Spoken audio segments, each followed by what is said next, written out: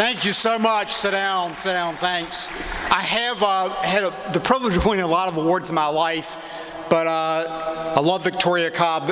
Probably the most meaningful to me was being Family Foundation Legislator of the Year 2 times. That probably has meant more to me than anything. What a great organization. Martha, thank you so much for that great introduction. Tim Anderson did a great job, and that was not my speech, but I will add one thing. I was one of those people that got his district redrawn by that California professor, 60% Republican district to a 45% Republican district. I couldn't find my own district. I had 30,000 new voters, but I will say this, and this is a shout out to Leon Benjamin. We won. Hey! And he can win too, and I really, I've been everywhere with Leon Benjamin lately, and I just admire him greatly. Wendy Gay, just a wonderful job. I noticed Nick Freitas in the house. And yeah, what an incredible, you're going to hear from him. Thank goodness I'm speaking before he is. So I want to thank him for his great job. Rob Whitman, who was my office mate, who we have a tremendous honor to be here today. And of course, we also have Bob Good and Scott Taylor. I'm going to give a different speech. I'm going to give you a different motivation why you need to get out and work. I'm going to give you a little bit of a horror story about Richmond. And so the title of today's gathering is Take Back Virginia if you look at your program. And I would say we've lost Virginia. And that's why that title is particularly to me important. In the last 8 months, frankly, have been a nightmare. So let me give you a quick synopsis of that. It started with not the last 8 months, but it started with our governor. And I think a lot of you know what Governor Northam has done. And you know, we can think about the blackface scandal, but that's not what really, I think, as far as I'm concerned, that just devastated Virginia. And I'm not even going to give you the whole quote, because you know this quote well. The infant would be delivered, the infant would be kept comfortable. I don't think there's anyone, probably either in Virginia or in the United States, that doesn't know what that quote means. And life is one of the most important issues to me. So that's how we start off that governorship. I mean, here's the good news. With Nick's help, et cetera, we stopped for the first 2 years every left effort to bring abortion on demand to Virginia. And then January came, when they had total control of the governor, the House of Delegates, and the state Senate. And so we went from the #1 state to do business. We went from the 4th lowest violent crime rate. We had just cut taxes by $1.2 billion. We had defended the Second Amendment, but this was, to me, the most important thing. We had, for the last 20 years, put some of the most important pro-life legislation on the books. So what did we see in January? We saw 4 taxes go up. We saw the Second Amendment assaulted.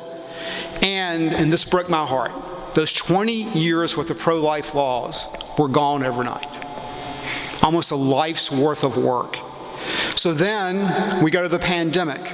And Governor Northam, of course, we get to see again with his tremendous leadership as far as business, churches, etc. Please walk outside today, if you dare. Hang a left, walk down Broad Street, and you'll walk to the Capitol. And what you'll see, the oldest legislative body in the New World, our Capitol, it is totally boarded up. And talk to the Capitol Police about the assaults they go under every single night. So now go out and turn the other way and walk up Broad Street, and you will see almost every business boarded up. So that's what's happened in Richmond under Governor Northam and LeVar Stoney. And so that's sort of where we found themselves, and I have to bring this one up too, and this is sort of a one-off. How many of you have heard recently about what the Virginia Department of Health has done? Anybody know about the postcard? A lot of hands up. And so this is sort of typical Democrat, and it's a nice, big, colorful flyer, okay, if you've not seen it. And what it says basically, if you have sections about sex, sexuality, STDs, contraception, relationships, text Talk to Me Virginia. And so a certified health educator will take your kids and explain that to them. So that's where we're at right now under Virginia and under Democratic leadership. And finally, the last piece of the horror story would be the special session we're in. We're in a virtual special session. Believe me, that doesn't work.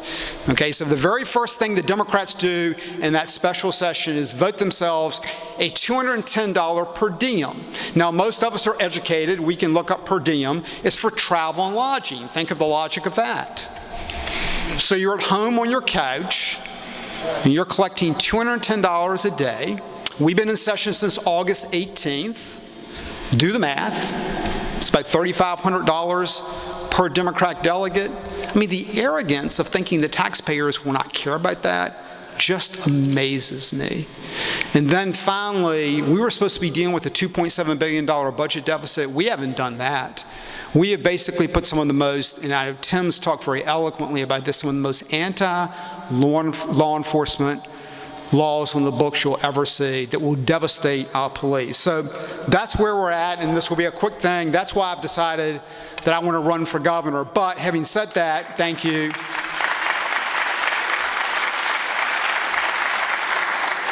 But that's 2021. And I want to conclude with this. I want to focus on this year. So remember my 8 months. So picture January of this year. So what happens if you don't have Donald Trump? You have no Amy Coney Barrett. You have no 6-3 conservative majority on the Supreme Court.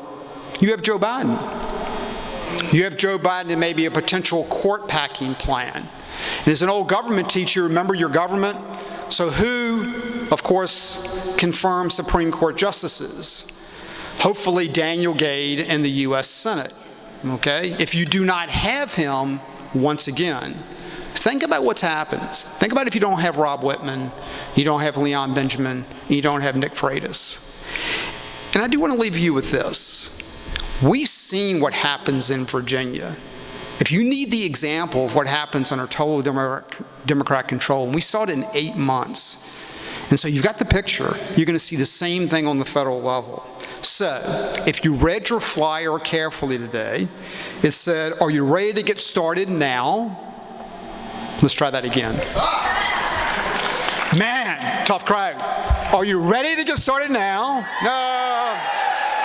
Some of you still are not working very hard. Leon, this is tough.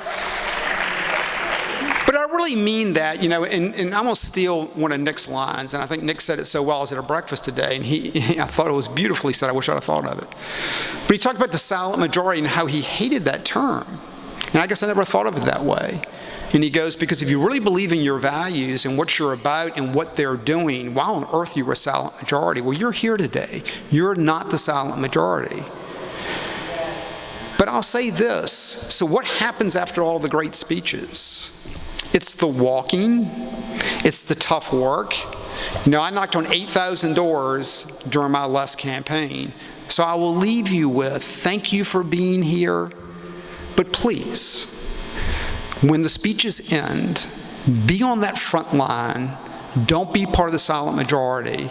Make sure that we take back Virginia and the United States for our values. Thank you very much.